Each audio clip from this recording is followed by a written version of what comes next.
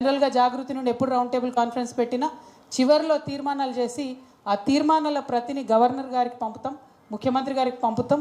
ఇక్కడ వచ్చిన వాళ్ళందరూ కూడా సంతకాలు సేకరణ చేసుకొని కూడా పంపడం జరుగుతుంది. సో తీర్మానాలలో ఒక 5 ప్రపోజల్స్ మన వాళ్ళు రాయడం జరిగింది. ఇందులో తీర్మానాలలో ప్రధానంగా ఇవాళ ఎజెండా అయినటువంటి వెంటనే ప్రభుత్వం గ్రూప్ 1 నియామకాలను రద్దు చేయాలని, తిరిగి prelims and mains exams conduct చేయాలని మొదటి తీర్మానం చేస్తూ ఉన్నాం.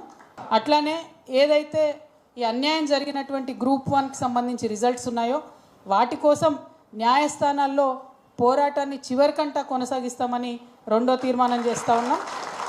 మూడవది వెంటనే జాబ్ క్యాలెండర్ ప్రకటించాలని చెప్పి మనం తీర్మానం చేస్తూ ఉన్నాం.